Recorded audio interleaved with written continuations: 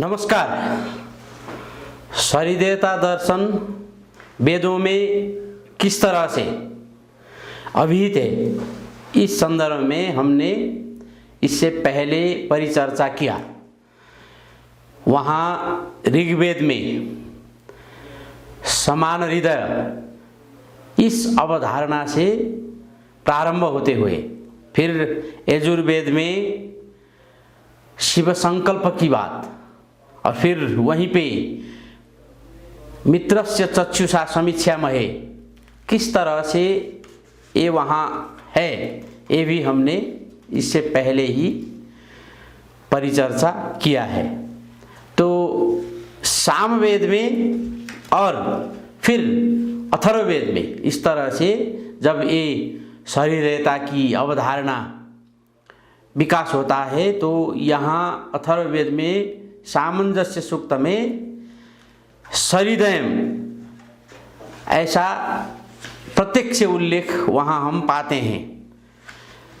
तो इसके बाद जो शरीरदेवता की अवधारणा है वो उत्तरोत्तर इसके ऊपर चिंतन, मनन, परिचर्चा, संकथन ये बढ़ता जाता है। अगर हम उपनिषद में देखेंगे तो बहुत सारे उपनिषदों में हम शरीरदेवता दर्शन से संबद्ध मंत्रों को, श्लोकों को हम चिन्हित कर पाते हैं। इसमें से बहुत प्रसिद्ध जो ईशावास्योपनिषद है, जो स्वयं में यजुर्वेद का 40वां अध्याय में भी है, तो वहीं से हम एक श्लोक वहाँ देखते हैं। ईशावास्यमिदं सर्वं यत्किंच जगत्याम जगत तेन त्यक्तेन भुंजिथा मागृद कस्य शुद्धनम। अगर हम इसकी व्याख्या करेंगे तो ये न सिर्फ अवधारणात्मक तह में शरीरदेवता दर्शन के लिए बहुत महत्वपूर्ण है, ये व्यावहारिक स्तर में शरीरदेवता अर्थतंत्र के लिए भी एक आधार प्रदान करता है। यहाँ जड़ चेतन सभी तरह के जो प्राणी है सब में एक इसको, एक ईश्वर को, एक परमात्मा को, एक परब्रह्म को जो भी कहा जाए उसी को अनुभूत करने के लिए, देखने के लिए ये हमें मार्ग निर्देशन करता है। इस मंत्र में फिर किस तरह से हम पर्यावरण मैत्री हों, प्रकृति से सामंजस्य रखें और जो पारिस्थितिक प्रणाली, इकोसिस्टम जिसको कहा जाता है, उसकी एक अन्यतम अंश के रूप में हम कैसे व्यवहार करें, इसकी मार्ग निर्देशन हम देख सकते हैं। तो इसका जो विश्व दृष्टिकोण है, इस दृष्टिकोण में सारा संसार को ईशावास्य, इसका मतलब है कि ईश्वर के ही रूप में देखना है और त्याग को भोग का पूर्व पक्ष मानना है। तो अगर हम भोगवादी हो जाएं, उपभोक्तावादी, कंज्यूमरिस्ट हम हो जाएं, तो लालसा की, वासना की, लोभ की, मोह की, उसकी तो कोई सीमा है ही नहीं। तो इसलिए यहाँ क्या है कि कर्म को, जो हमारी कर्तव्य है, उसको अविच्छिन्न हमें करना है, लेकिन जो भोग पक्ष है उससे हमें निष्प्रिय रहना है। ऐसा नहीं है कि हमें नहीं चाहिए। ये जो भौतिक शरीर है, जो स्थूल शरीर है, इसकी प्रकृति ऐसी है कि इसके लिए खाने पीने की, पहनने की और दूसरे भी बहुत सारी आवश्यकताएं इसके लिए हैं, तो वो तो चाहिए ही, लेकिन इसकी जो सोच है, जो विचार है जिससे ये निर्देशित हो, वो कैसा हो? वो तेन त्यक्तेन भुंजिथा, भुंजिथा से वो भोग वाला वो आयाम वहां है ही, लेकिन उससे पहले पूर्व पक्ष के रूप में तेन त्यक्तेन, त्याग पूर्वक इस तरह से ये कहा गया है। तो सुनने में थोड़ा, जिसको इसकी पृष्ठभूमि नहीं है उसे अटपटा सा लग सकता है कि जब भोग ही नहीं पाए हैं, जो उपलब्ध ही नहीं है, उससे पहले हम त्याग की भावना क्यों लें? लेकिन अगर हम देखेंगे तो पहले जो विचार है, जो दृष्टिकोण है, वो ही निर्धारित होता है और उसके हिसाब से व्यवहार करते हैं। ऐसा भी होता है कि कई सारे जब व्यवहार में हम रहते हैं तो उस व्यवहार से सीखकर फिर विचार नहीं बनता है, लेकिन अगर हम देखेंगे विचार और व्यवहार में, आचार और विचार जिसको कहा जाता है, तो जो निर्णायक होता है वो विचार ही होता है, और एक विचार से सैकड़ों आचार वो निर्देशित हो जाते हैं। सो उत्पादक बनो, कर्मशील बनो, लेकिन कृपण मत बनो, भोगी मत बनो, स्वार्थी मत बनो। मैं भी, ये अवश्य कहा जाए, लेकिन मैं ही नहीं कहा जाए। तो फर्क इतने में है। जब मैं भी कहा जाए तो उसमें दूसरे भी आ जाएंगे, मुझे भी चाहिए, दूसरों को भी चाहिए, इसलिए हमें चाहिए, हम, इस भावना यहां हो जाएगा। लेकिन जब हम कहेंगे मैं ही, तो उसमें क्या होगा कि दूसरा भी मैं ही कहेगा, तीसरा भी मैं ही कहेगा, और ये ममत्व से, इस तरह की ममत्व से परत्व, अदरिंग कहा जाता है ना, वो उत्पत्ति वहां हो जाएगा, और इससे स्वाभाविक रूप से द्वंद्व, संघर्ष और घृणा ये पैदा हो जाएंगे। इसीलिए उदारतावादी इस सोच में भोग से पहले त्याग ये होना चाहिए, इसलिए तेन त्यक्तेन भुंजिथा ये कहा गया है। और तो आधार क्या है? जैसे ऋग्वेद में समान हृदय कहा गया, जैसे यहां अथर्ववेद में फिर सहृदय में सामन्य ये कहा गया, इस तरह से इसी को बताने के लिए ईशावास्योपनिषद में ये कहा गया कि ईशावास्यमिदं सर्वम यत्किंच जगत्याम जगत, जो मेरे अंदर है वो दूसरों के अंदर भी है। ये जो सारा विश्व ब्रह्मांड है, इसमें जो है, जो चैतन्य है, वो चैतन्य मेरे अंदर भी है। इसका मतलब यह है कि मेरे अंदर जो है ये सारे विश्व ब्रह्मांड में है। तो इसमें अपने आप को एक बृहत्तर जो तंत्र है, एक बृहत्तर जो व्यवस्था है, उसका अन्यतम अनन्य अंश समझ के सब लोगों के लिए जो स्नेह, जो सहृदयता की भाव होना चाहिए, वो यहाँ है। व्यवहार की तल पर बहुत सारी कठिनताएं, चुनौतियां वहाँ हैं, लेकिन जो प्रारंभ है वो तो इस तरह के सैद्धांतिक अवधारणात्मक मान्यता ही है। तो अगर हम श्रीमद् भगवद गीता में देखेंगे तो अध्याय 6 में, 6ठा अध्याय में समदर्शी की लक्षण वहां बताया गया है, जो सहृदयता की भावना से मिलता जुलता है, और हम कह सकते हैं कि प्रकारांतर से सहृदयता की व्याख्या ही वो है।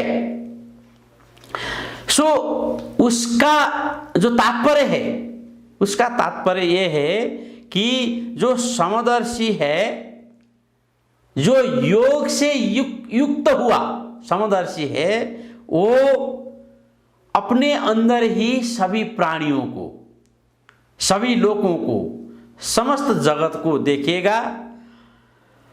और इसका तात्पर्य ये होगा कि व्यवहार भेद से स्थूल रूपेण हम अलग अलग तो हैं, लेकिन जो ब्रह्मांड में है वो मेरे अंदर भी है, और जो मैं हूं, मैं ब्रह्मांड के अंदर ही हूं। जैसे बुद्ध भी प्रतीत्य समुत्पाद में बताते हैं, हम एक दूसरे से बिल्कुल अंतर संबद्ध है, अंतर निर्भर है। तो एकत्व, इसकी भावना हम यहां श्रीमद् भगवद गीता में भी देखते हैं। तो जो लोक की सुख और दुख है उसको हम अपने अंदर महसूस कर सकते हैं। तो नाट्य शास्त्र में जो भाव की और रस की व्याख्या है उससे तो और ज्यादा ये उजागर हो जाता है, स्पष्ट होता है कि कैसे हम दूसरों की अनुभूति, चाहे वो श्रृंगार की हो, प्रतिभाव की जो हो, चाहे वहां कोई विस्मय हो या कोई कष्ट हो, कोई भय हो, डरावना भाव किसी में अगर आ रहा है, वो भी, उस सब को हम अपने अंदर में अनुभूत कर सकते हैं। स्थूल रूपेण अलग अलग रहते हुए भी मानसिक रूप से, वैचारिक रूप से कैसे हम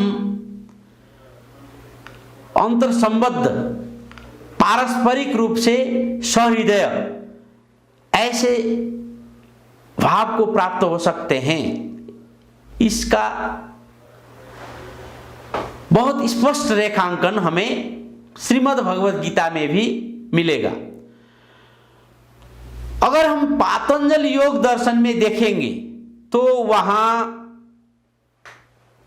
महर्षि पतंजलि मैत्री, करुणा, मुदिता ऐसी भावों का वहां वो उल्लेख करते हैं। मैत्री, करुणा, मुदितो प्रेक्षाणाम पुण्य पुण्य भावना।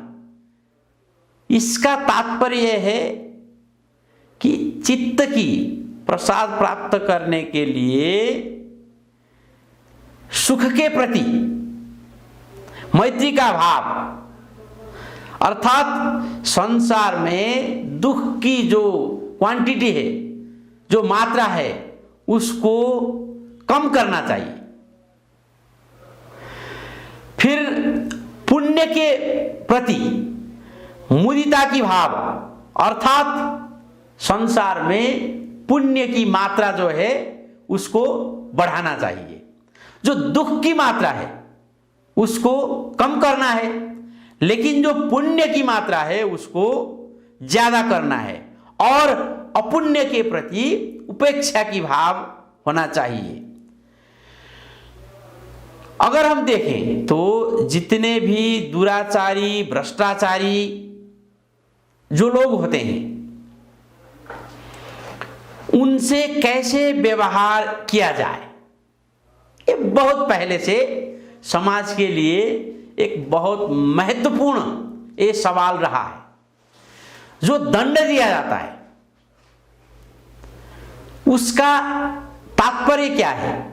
क्या हम जो दुराचारी है, भ्रष्टाचारी है, उस व्यक्ति को घृणा करते हैं, या उसमें जो दुराचारी या भ्रष्टाचारी प्रवृत्ति है उसको घृणा करते हैं, या उससे उसे मुक्त करना चाहते हैं और फिर सारे समाज को दुराचार से, भ्रष्टाचार से मुक्त करना चाहते हैं? ये बहुत विचार करने योग्य सवाल है और इसमें बहुत पहले से चिंतन किया गया है।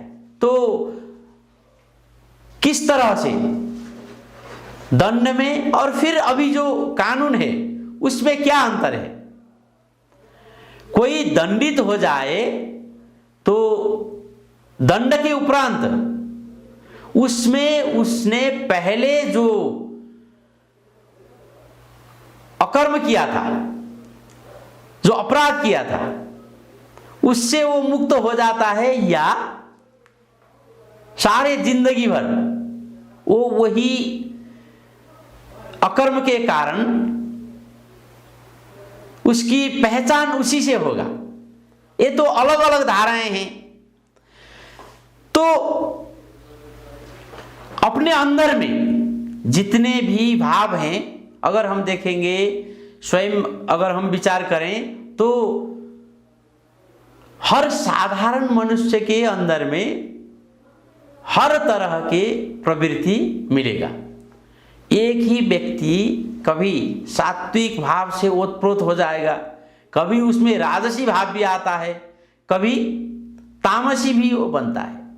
जो जिसको हमें राक्षस के रूप में, शैतान के रूप में, अपराधी के रूप में परिचय मिलता है, अगर देखा जाए तो उसके जिंदगी में भी कई पहलू हमें देखने को मिलेगा। तो कैसे ये होता है, इसको जानना है। और अपने अंदर का जो शैतान है, जो राक्षस है, जो परपीड़क है, उसको वहां से हटाना है। सब ये भाव की तह में अपने अंदर ही। तो इसी को योग दर्शन में मैत्री करुणा मुदितो प्रेक्षाणाम पुण्या पुण्य भावना, इससे कहा गया है कि वहां तो वो बहुत विस्तार से देते हैं कि कैसे हमारे अपने मन को, वचन को, कर्म को अनुशासन में रखना है।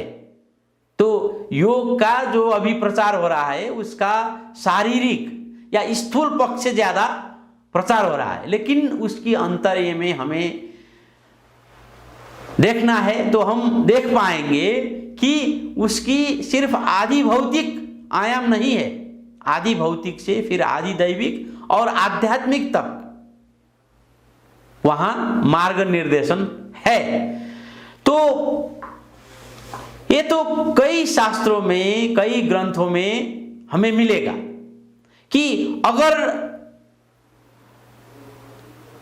पातंजल योग दर्शन में इस तरह की जो मार्ग निर्देशन है वो अगर हम व्यवहार में सार्थक कर पाएंगे तो जो भावना हमारे अंदर आएगी, फिर उसके बाद से सारा संसार में जितने भी लोग हैं और जितने भी चराचर इसके अंश हैं ब्रह्मांड के, सब में सहृदयता की भावना ही दृष्टिगोचर होगी।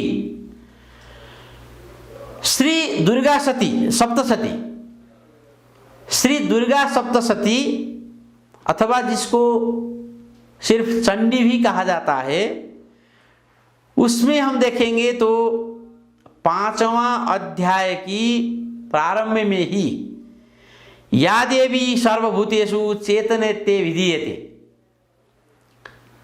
ऐसे कहकर चेतना से संबद्ध चिंतन किया गया है। वो जो चेतना है, जो चैतन्य है, यही है जो हमें मार्ग निर्देशन करता है।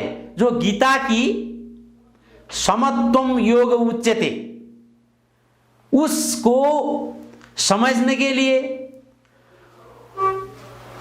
उसको व्यवहार में कार्यान्वयन करने के लिए क्या चाहिए, तो वो जो चैतन्य है उसी को यहां कहा गया है।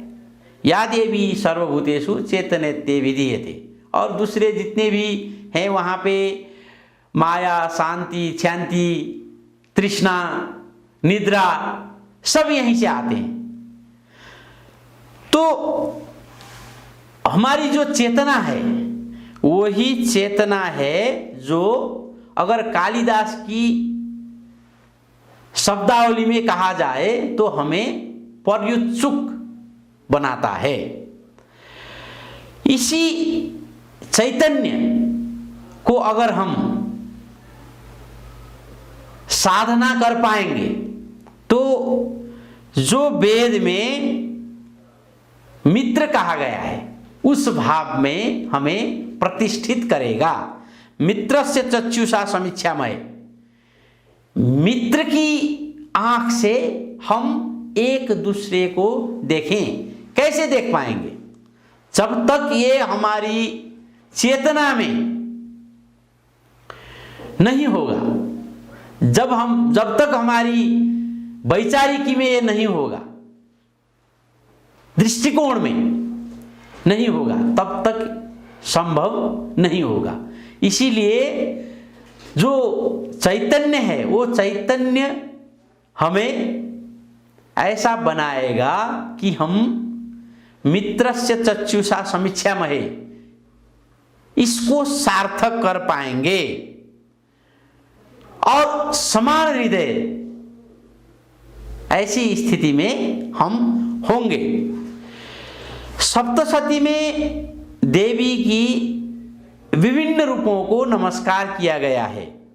बुद्धि रूपेण, क्षुधा रूपेण, छाया रूपेण, शक्ति रूपेण, तृष्णा रूपेण, शांति रूपेण, जाति रूपेण, लज्जा रूपेण, शांति रूपेण, श्रद्धा रूपेण देवी को नमस्कार किया गया है। तो वहां कांति रूपेण, लक्ष्मी रूपेण, वृत्ति रूपेण, स्मृति रूपेण, दया रूपेण, तुष्टि रूपेण, मातृ रूपेण, इन स्वरूपों में भी देवी को नमस्तस्यै नमस्तस्यै नमस्तस्यै नमो नमः ऐसा कहा गया है। तो ये सब जितने भी स्वरूप में वहां चेतना से प्रारंभ करते हुए जितने भी स्वरूप में देवी को उल्लेख किया गया, ये समान हृदय इसका ही विस्तार हम वहां देखते हैं। सहृदयता के लिए हम साख्य, मैत्री, समान हृदयी, समदर्शी, करुणा, कई सारे जो शब्द है उनको हम ले सकते हैं जो सहृदयता के बहुत निकट हैं।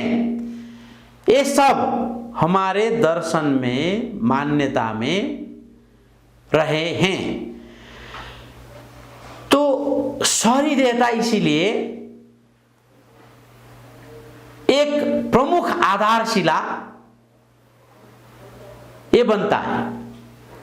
सहृदयता को अगर हम इस जगत की, हमारे विश्व दृष्टिकोण की, हमारे व्यवहार की प्रमुख आधारशिला मान लें और उसका कार्यान्वयन हो जाएगा तो बहुत सारे जो समस्या हम अभी देख रहे हैं विश्व में, उसकी समाधान के लिए एक आधारशिला हमें मिलेगा। तो प्रारंभ के लिए हमें वहां से प्रारंभ करना है। संस्कृत काव्यों में सहृदयता दर्शन कई सारे प्रसंग हमें मिलेगा। वाल्मीकि क्रौंच पक्षी की पीड़ा को जिस तरह से अनुभूत करते हैं वो स्वयं में सहृदयता की एक उदाहरण है।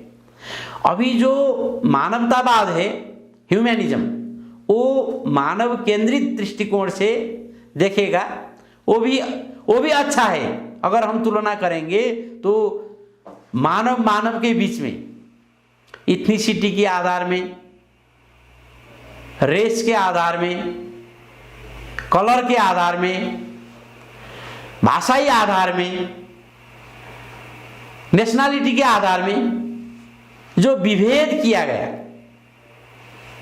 अगर हम उसको देखेंगे, उसकी तुलना में मानवतावाद बहुत अच्छा है।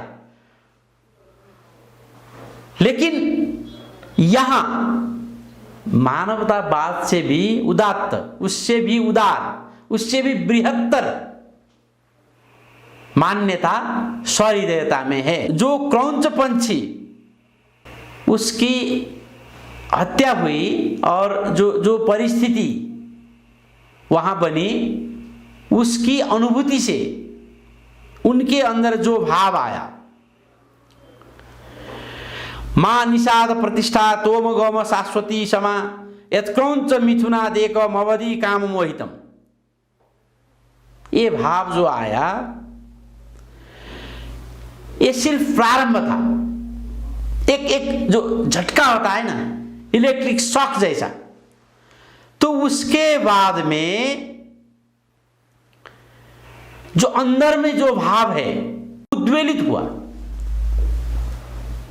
नाट्य शास्त्र अगर हम देखेंगे तो आठों भाव जो है हमारे अंदर ही है, इसलिए जो आठों रस हैं, नवरस तो बाद में उसकी चिंतन हुई, नाट्य शास्त्र में 8 रसों की जो चिंतन हुई, उसमें ये कहा गया है कि सब जो भाव और रस हैं वो हमारे अंदर ही हैं। बाहर की जो घटना या परिघटना होता है उसको वो उद्वेलित कर देता है, जागृत कर देता है। तो यहां भी यही हुआ।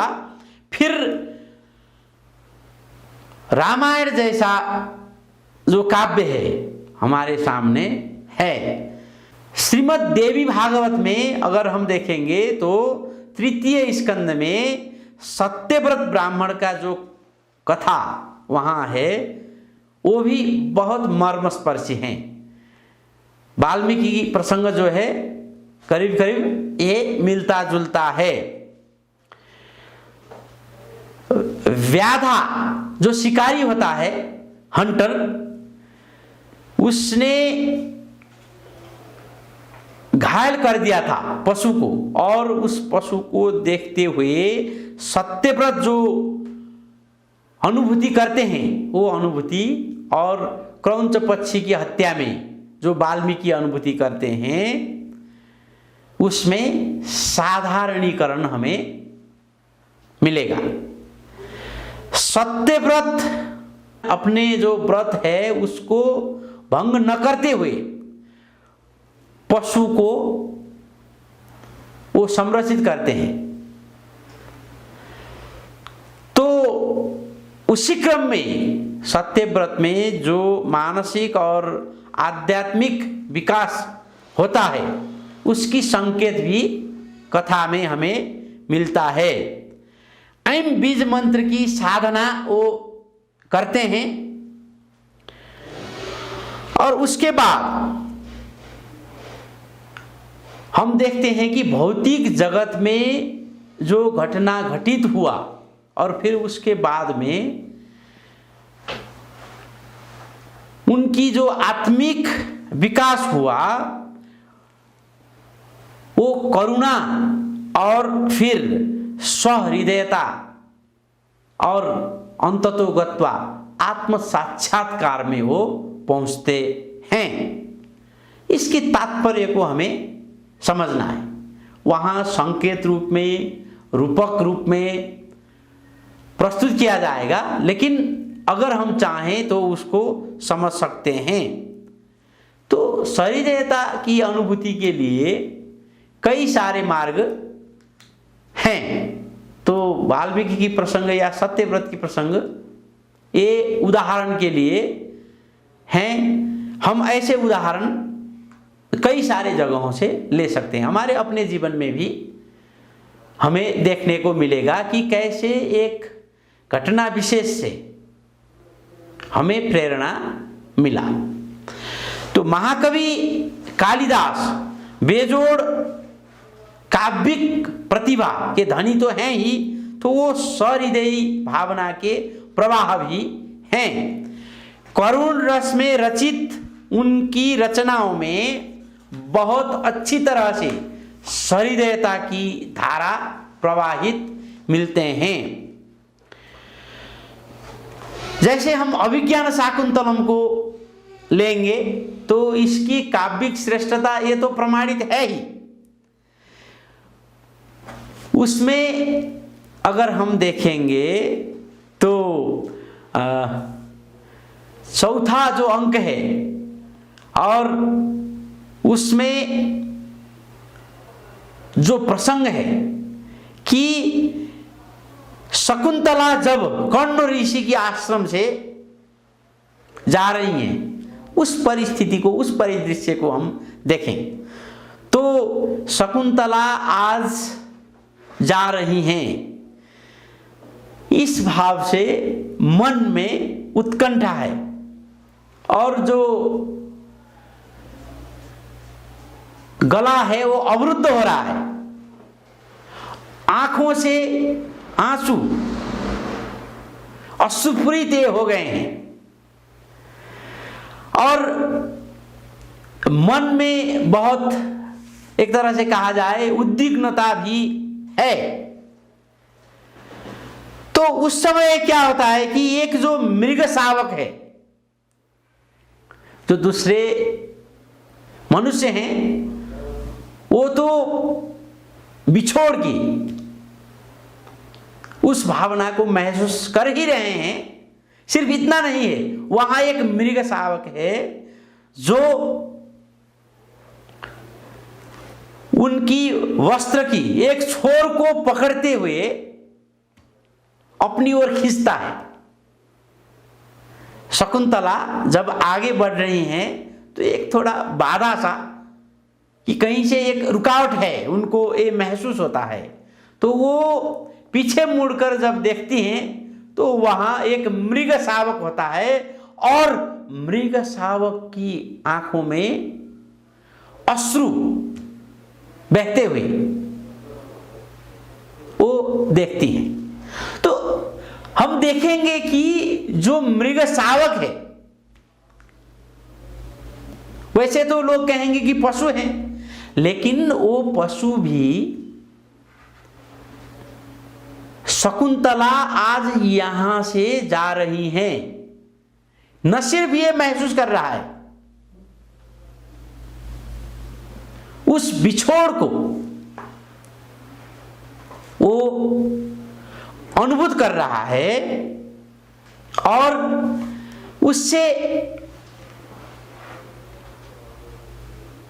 कष्ट भी उसे पहुंच रहा है और ये संचार कर पा रहा है।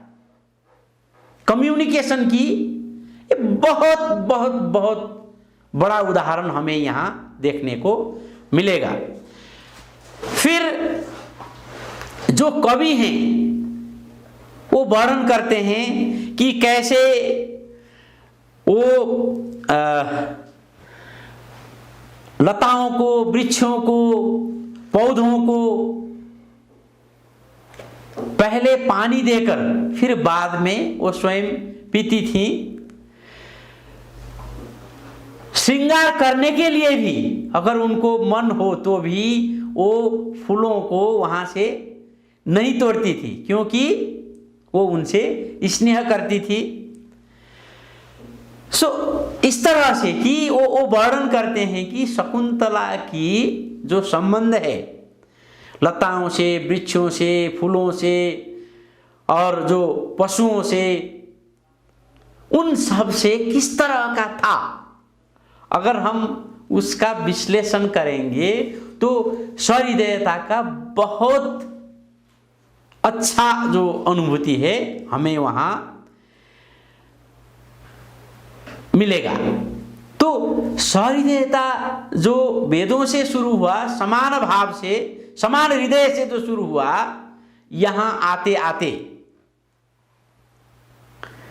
मानवेतर प्राणियों में, न सिर्फ मानवेतर प्राणियों में बल्कि जिसको अचर कहा जाए, जिसको जड़ कहा जाए, वहां तक भी इसकी व्याप्ति मिलता है। वाल्मीकि का, फिर सत्यव्रत का और कालिदास का जो प्रसंग हमने लिया, वो सहृदयता दर्शन की व्यापक जो दायरा है उसी को इंगित करते हैं। तो ये मानवतावाद सिर्फ इतने में पर्याप्त नहीं है। मानवतावाद तो है ही, जैसे मैंने पहले कहा, मानवतावाद ने बहुत अच्छा किया है। ये जो यूनिवर्सल सफराज कहा जाता है, जो अपार्थाइड है, इसकी संदर्भ में हमें देखेंगे तो मानवतावाद की महती जो योगदान है, जो अवदान है मानव समाज के लिए, वो हमें देखने को मिलेगा। तो उससे हमें और बृहत्तर होना है, और उस बृहत्तर जो अवधारणा है उसको हम सहृदयता कहेंगे।